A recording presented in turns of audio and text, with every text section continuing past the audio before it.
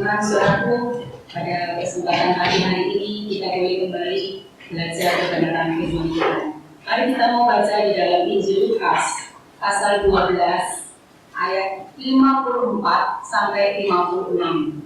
Injil Lukas pasal 12 ayat 54 sampai 56. Demikian bunyi firman Tuhan. Yesus berkata pula kepada orang banyak, apabila kamu melihat awan naik di sebelah barat, segera kamu berkata, akan datang hujan, dan hal itu memang terjadi. Dan apabila kamu melihat angin selatan bertiup, kamu berkata, hari akan panas terik, dan hal itu memang terjadi.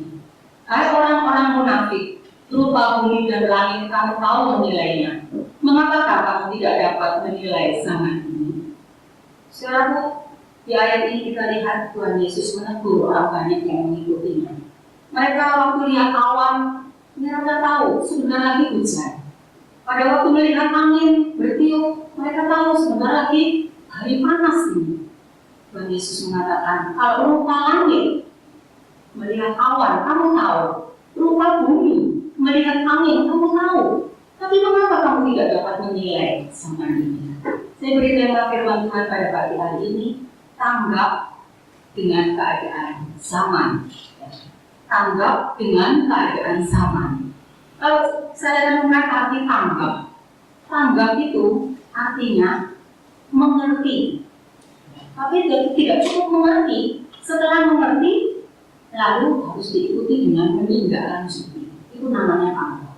Ya. Banyak orang cuma mengerti, tapi tidak tanggap, tidak menindaklanjuti. Contohnya begini, saudaraku. Hari-hari ini pemerintah memberikan satu himbauan, bahkan bukan himbauan, sudah diserukan supaya kita diam di rumah. Lalu jangan berkerumun, ya, menghindari kerumunan. Lalu kalau memang terpaksa keluar, pakai masker. Nah, kita mengerti semua hal ini. Tapi kita lihat masih banyak orang berkerumun, bergerombol di luar. Masih banyak orang keluar rumah. Masih banyak orang tidak pakai masker. Nah, ini artinya tidak tanggap, mengerti, tapi tidak diikuti dengan menindaklanjuti. Tidak diikuti dengan actionnya, dengan perbuatannya. Nah, sebab itu saudaraku, kalau kita lihat Yesus berkata kepada orang banyak ini, kamu ini tahu rupa langit, tahu rupa bumi, tapi kamu tidak bisa menilai keadaan zaman. Yesus mengatakan di ayat 56 tadi, mereka ini orang-orang munafik. Mengapa Yesus mengatakan mereka ini orang-orang munafik? Karena mereka ini hanya mengerti hal-hal jasmani saja, hal-hal duniawi, hal-hal rohani. Mereka tidak mengerti sama sekali. Padahal kita tahu anak Tuhan itu harus mengerti hal-hal rohani supaya dapat terus mempertahankan keselamatannya sampai akhir. Jangan seperti orang banyak. Ya, kita lihat ada contoh lain, yaitu Nikodemus. Di dalam Yohanes pasal 3 ayat 3 sampai 10. Kalau saudara baca ayat itu, Nikodemus ini datang kepada Tuhan Yesus. Dan Tuhan Yesus berkata kepadanya, kalau kamu mau masuk kerajaan surga, kamu harus dilahirkan kembali. Nikodemus ini berkata, bagaimana mungkin aku yang sudah tua ini masuk lagi ke dalam rahim ibuku? Lalu Yesus berkata, kalau kita lahir dari rahim ibu kita, itu adalah lahir secara daging, Tetapi kalau kita mau masuk kerajaan surga, kita harus dilahirkan dari roh. Nikodemus ini bingung. Bagaimana mungkin itu terjadi? Bagaimana saya tidak mengerti? Dan Yesus tambah bingung, lihat Nikodemus, kamu ini seorang pengajar, tapi kamu tidak mengerti hal rohani ini. Dalam contoh lain di dalam Yohanes 14 ayat 7 sampai 9. Yohanes 14 ayat 7 sampai 9. Ini Filipus. Tuhan Yesus berkata, kalau kamu mengenal aku, pasti kamu mengenal Bapa. Filipus langsung berkata, Tuhan tunjukkan Bapa itu kepada kami. Yesus berkata kepada dia, kamu sekian lama ikut aku, mengenal aku. Mengapa kamu belum juga mengerti? Kalau kamu melihat aku, berarti kamu melihat Bapa. Jadi kita lihat contoh dua orang ini, Nikodemus dan Filipus, orang-orang yang cuma mengerti hal duniawi, tidak mengerti hal rohani. Ini bahaya sekali, ini celaka sekali. Di dalam Ibrani 5 ayat 12, di situ juga dikatakan kalau ditinjau lamanya kamu ikut Tuhan, seharusnya kamu sudah jadi pengajar.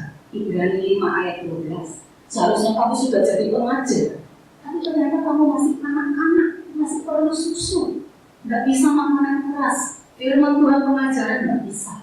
Nah saudaraku, jangan sampai kita jadi anak Tuhan yang seperti ini, hanya mengerti hal-hal duniawi, mengerti hal-hal duniawi yang sementara. Kita mungkin jago soal politik, kita bisa cerita negara ini, negara itu, politiknya begini, kita bisa tahu. Ada lagi orang yang mengerti, anak Tuhan yang pintar soal saham, soal investasi, ya beli ini, beli itu, nanti ini naik, ini harganya. Ada lagi anak Tuhan yang mengerti soal artis, ya mulai artis A sampai artis Z, ini kawin sama ini, cerai, kawin lagi, tahu. Hanya mengerti hal-hal duniawi. Tapi hal-hal rohani yang kekal, tidak ngerti apa-apa. Keselamatan tidak ngerti, kesempurnaan tidak ngerti. Bagaimana kita harus diubah karakter kita dengan karakter ilahi, tidak ngerti. Bagaimana tanda-tanda kedatangan Tuhan Yesus, tidak ngerti juga. Ini celaka saudaraku, anak Tuhan yang seperti ini. Hanya mengerti hal-hal duniawi, tidak mengerti hal rohani. Sebab itu kita mau jadi anak Tuhan yang terus belajar, ya, untuk mengerti hal rohani, terus belajar. Kalau sekolah, sekolah secara jasmani, itu kita belajar dari dua pribadi atau dua oknum. Kita belajar dari guru dan kita belajar dari buku. Ya, kita sekolah belajar dari guru, belajar dari buku. Nah sama hal rohani. Hal rohani itu juga sama. Kita belajar dari guru kita, yaitu Roh Kudus, dan kita belajar dari buku, yaitu Firman Tuhan. Kita mau baca guru yaitu Roh Kudus terdapat di dalam Yohanes 14 ayat yang ke-26. Tetapi penghibur yaitu Roh Kudus yang akan diutus oleh Bapa dalam namaku, dialah yang akan mengajarkan segala sesuatu kepadamu dan akan mengingatkan kamu akan semua yang telah kukatakan kepadamu. Saudaraku, di dalam Injil Yohanes 14 ayat 26 ini dikatakan Roh Kuduslah yang mengajar kepada kita. Dia guru kita. Sebab itu perlu sekali kita terus punya hubungan akrab dengan Tuhan, memiliki kepekaan mendengar suara Roh Kudus supaya mengerti kita ini diajar apa yang benar menurut firman-Nya. Lalu selain dari Roh Kudus sebagai guru, kita belajar dari buku, yaitu firman Tuhan. Di dalam Mazmur 119 ayat yang ke-130, Mazmur 119 ayat 130, bila tersingkap, firman-firman-Mu memberi terang, memberi pengertian kepada orang-orang. Kita lihat saudaraku, firman Tuhan yang tersingkap itu dapat memberikan terang. Firman Tuhan yang dibukakan rahasianya oleh Tuhan. Itu sebabnya kita perlu terus belajar firman Tuhan. Sekalipun hari-hari ini kita tidak bisa beribadah di gereja, bukan berarti kita di rumah santai-santai, tapi kita mau terus belajar firman Tuhan. Meskipun tidak dengar di gereja langsung, kita perlu belajar firman Tuhan, menyelidiki firman Tuhan, sehingga kita bisa tambah dengan keadaan akhir zaman ini. Kita dapat mempertahankan keselamatan kita sampai akhir. Puji Tuhan. Sekarang kita datang pada satu pertanyaan yang penting, saudara. Bagaimana sikap seorang anak Tuhan yang tanggap dengan keadaan zaman? Kita lihat bagaimana sikap anak Tuhan yang tanggap dengan keadaan zaman ini. Kalau kita perhatikan hal yang terjadi di dunia, ya, perang, kelaparan, gempa bumi, bencana alam, kita mengerti saat ini sudah akhir zaman. Kita mengerti sudah akhir zaman. Tapi tidak cukup cuma mengerti saja. Karena orang dunia pun mengerti sekarang ini sudah akhir zaman. Sekarang ini mau kiamat katanya. Mereka mengerti sudah. Kita tidak cukup mengerti saja. Kita harus menindaklanjuti apa yang harus kita lakukan di akhir zaman ini supaya kita tidak ketinggalan. Kita harus tanggap dengan keadaan zaman. Bagaimana kita tanggap dengan keadaan zaman? Kita harus hidup sesuai ukuran Tuhan. Apa ukuran Tuhan? kesempurnaan. Bukan Tuhan itu kesempurnaan. Kita baca Injil Matius 5 ayat yang ke-48. Injil Matius 5 ayat 48. Karena itu haruslah kamu sempurna, sama seperti Bapamu yang di surga adalah sempurna. Kita lihat sudah ukuran Tuhan itu sempurna seperti Bapa di surga. Apa mungkin? Mungkin karena Tuhan memberikan kemampuan kepada kita. Kata harus di sini, harus sempurna. Ini menunjukkan harga mati, mutlak, tidak bisa ditawar. Harus ya. Sebab itu kita perlu perhatikan kerohanian kita masing-masing. Kita ini harus sempurna di atas sana. Kalau tidak, kita akan berhalangan. Ya, untuk jadi sempurna, ada 3 hal yang harus kita lakukan menurut 2 Petrus 3 ayat 10 dan 11.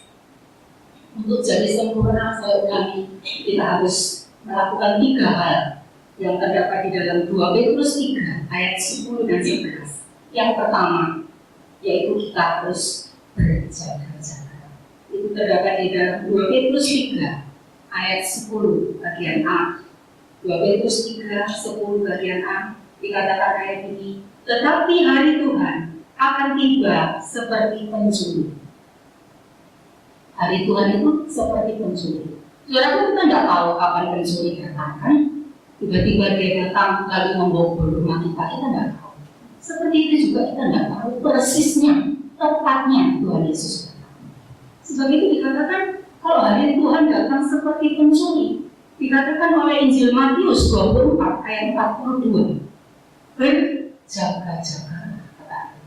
Matius 24 ayat 42. Berjaga-jagalah, karena kamu tidak tahu hari mana Tuhan datang. Di dalam terjemahan Inggris, ayat ini berkata berjaga-jagalah, karena kamu tidak tahu jam berapa Tuhan datang. Jadi lebih sempit lagi artinya. Bukan pada hari mana Tuhan datang, tapi pada jam berapa Tuhan datang. Jadi saudaraku, walaupun kita ini tidak tahu jamnya, tepatnya, tapi paling tidak kita harus tahu tanda-tanda kedatangan Tuhan Yesus. Kalau dikatakan ayat ini, kita tidak tahu jam berapa Tuhan Yesus datang, tapi kita harus mempersiapkan diri kita dengan cara berjaga-jaga. Ya, karena tidak tahu jam berapa Tuhan Yesus datang, tapi kalau kita berjaga-jaga mulai saat ini, maka ini yang akan terus membawa kita kepada keselamatan. Bagaimana kita berjaga-jaga sekarang? Jangan terus sibuk dengan urusan-urusan duniawi. Ya, jangan terus sibuk dengan hal duniawi, menghabiskan waktu kita bangun pagi, lalu sibuk dengan urusan rumah tangga, lalu sekolah, belajar, kejar prestasi. Yang bekerja juga kerja mati-matian, cari uang yang banyak untuk bisa jadi kaya. Lalu apalagi yang lain, setelah itu kita melakukan hobi kita, kesenangan kita yang lain, aktivitas kita, sehingga tidak ada waktu lagi untuk membangun hubungan dengan Tuhan. Nah, kalau orang yang seperti ini, orang yang tidak berjaga-jaga, cuma pakai waktunya sibuk terus untuk hal-hal duniawi. Dikatakan di dalam Injil Matius 25 ayat 1 sampai 13. Ingat, ini perumpamaan 10 anak darah. Ada 5 anak darah yang bodoh. Kita lihat anak darah yang bodoh ini bagaimana? Mereka tidak berjaga-jaga. Saat mempelai datang, mereka ketinggalan. Akhirnya pintu ditutup. Nah, saudaraku, banyak anak Tuhan sekarang seperti 5 gadis bodoh ini kan. Mereka menanti kapan katanya Tuhan Yesus mau datang. Kok nggak datang-datang? Akhirnya jadi lengah, tidak berjaga-jaga, lalu hidup sembarangan. Dan akhirnya apa? Karena hidup sembarangan, akhirnya ketinggalan. Nah, saudaraku, ini satu hal yang sangat-sangat disesalkan. Penyesalannya sudah tidak dapat kita bayangkan, saudara. Sudah tidak ada lagi kesempatan. Sebab itu kita tahu perhatikan nasihat dalam 1 Tesalonika 5 ayat 4 sampai 6. 1 Tesalonika 5 ayat 4 sampai 6 dikatakan oleh ayat ini, tetapi kamu, saudara-saudara, kamu tidak hidup di dalam kegelapan, sehingga hari Tuhan tiba-tiba mendatangi kamu seperti pencuri. Karena kamu semua adalah anak-anak terang dan anak-anak siang. Kita bukanlah orang-orang malam atau orang-orang kegelapan. Sebab itu, baiklah jangan kita tidur seperti orang-orang lain, tetapi berjaga-jaga dan sabar. Jadi kita lihat saudaraku, kita harus seperti 1 Tesalonika 5 ayat 4 dan sampai 6 ini. Kita harus terus berjaga-jaga, menjadi anak-anak terang, menjadi anak-anak siang. Ya, sebab itu ini satu hal yang penting dalam hidup kita. Yang pertama tadi kita lihat, hari Tuhan itu akan tiba seperti pencuri. Sebab itu kita harus berjaga-jaga. Ini orang yang tangkap dengan keadaan zaman. Kita sekarang lihat yang kedua. Bagaimana untuk jadi sempurna itu? Kita harus melakukan apa? Yang kedua, kita harus melepaskan keterikatan dengan dunia. Itu terdapat di dalam 2 Petrus 3 ayat 10 bagian B. Melepaskan keterikatan dengan dunia. 2 Petrus 3 ayat 10 B. Demikian bunyi firman Tuhan, pada hari itu langit akan lenyap dengan gemuruh yang dahsyat, dan unsur-unsur dunia akan hangus dalam nyala api, dan bumi dan segala yang ada di atasnya akan hilang lenyap. Nah saudaraku, kita lihat ayat ini pada hari itu, langit yang kita lihat akan lenyap, bumi juga akan lenyap. Jadi kita lihat saudaraku, kalau kita lihat keadaan ini, kita mau lepaskan keterikatan dengan dunia. Saya renungkan melepaskan keterikatan dengan dunia ini apa? Ya, ada 3 hal. Yang bagian A, kita lihat terikat dengan kesenangan dunia. Nah, saudaraku, kita lihat terikat dengan kesenangan dunia. Seorang anak Tuhan yang tidak mengerti firman Tuhan, dia akan terkagum-kagum dengan dunia ini. Dunia ini indah sekali. Dunia ini megah sekali, sehingga dia terus mencari kesenangan, mencari kepuasan dari dunia ini, terkagum-kagum dengan dunia. Tapi anak Tuhan yang belajar firman Tuhan, dia mengerti dunia yang kita lihat sekarang ini satu saat akan dibinasakan oleh Tuhan. Tidak bersisa lagi keindahannya, kemegahannya, tidak terkagum-kagum lagi kita.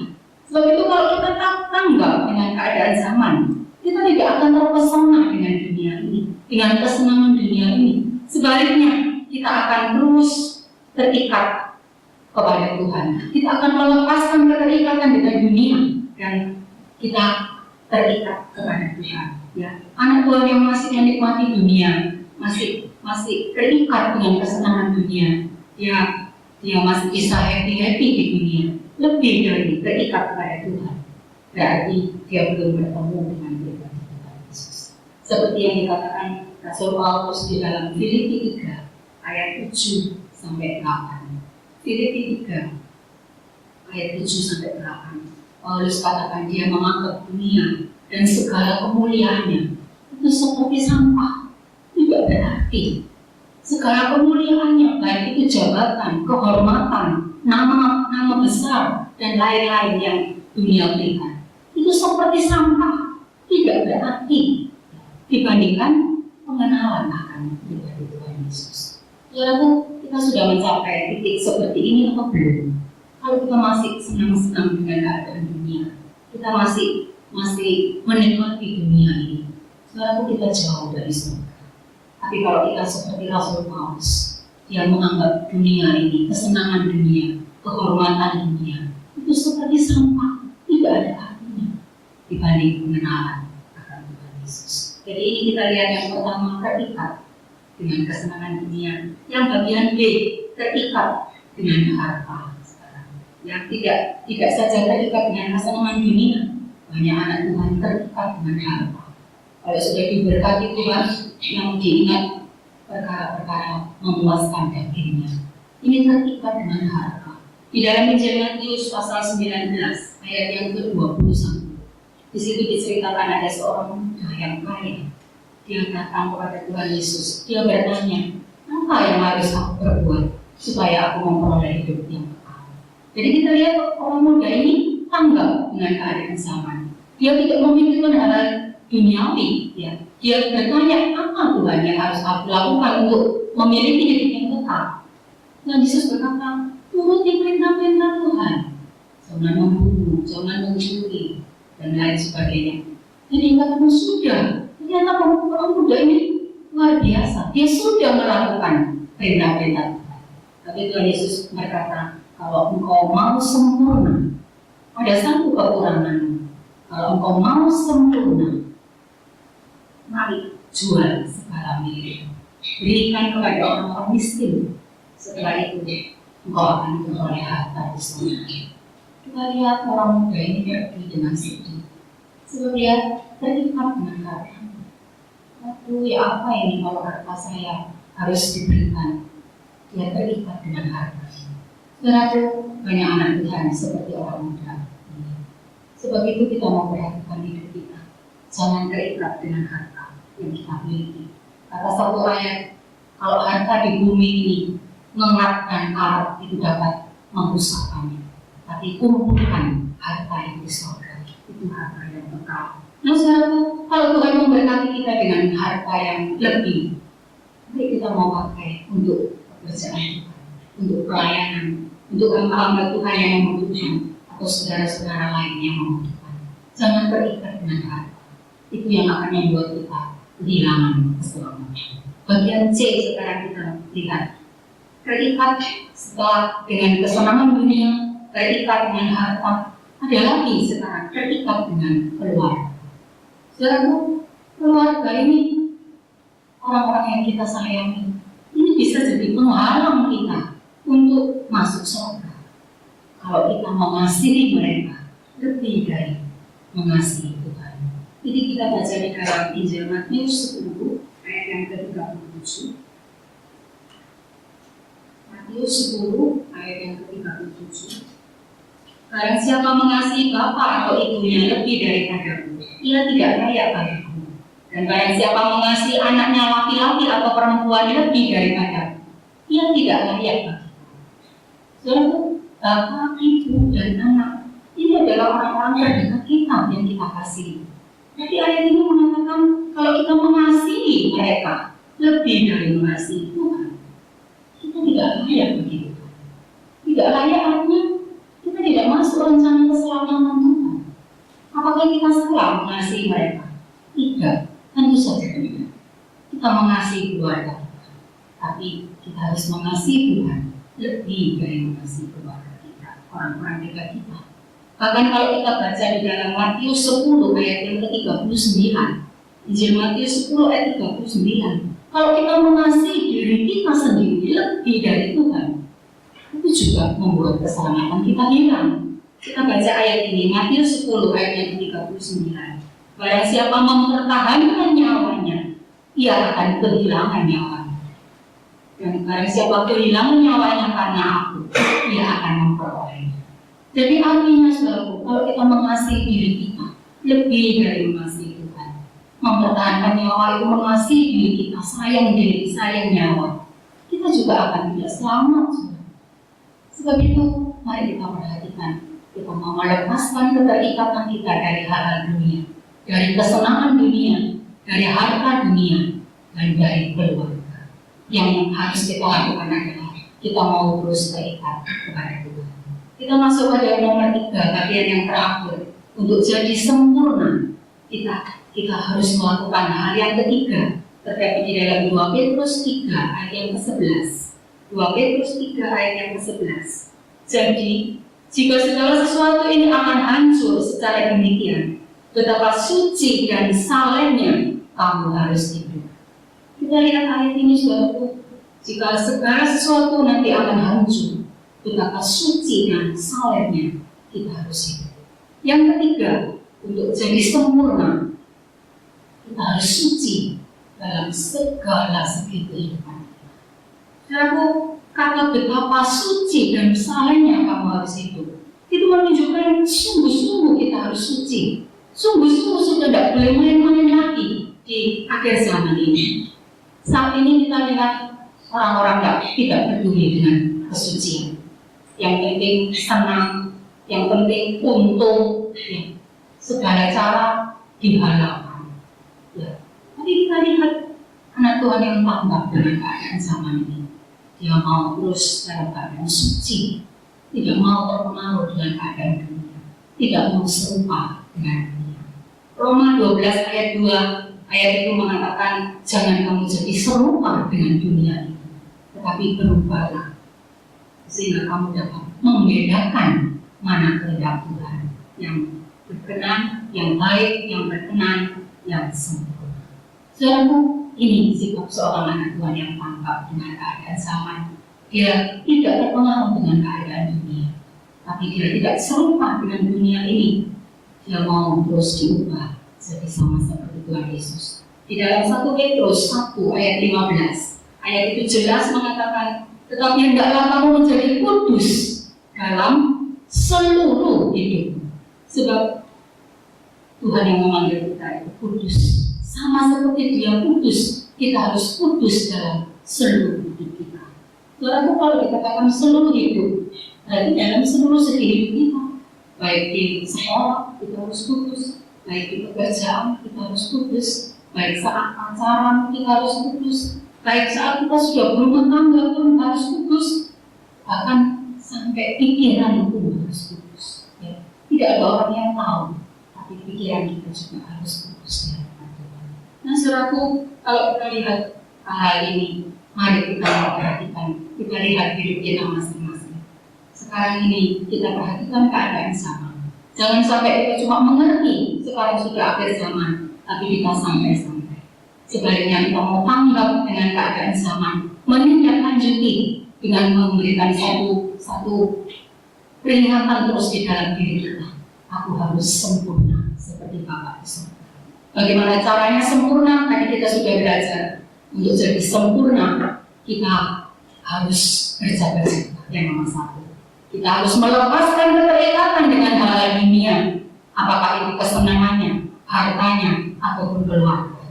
Dan yang ketiga tadi kita lihat, kita harus suci dalam seluruh segi hidup.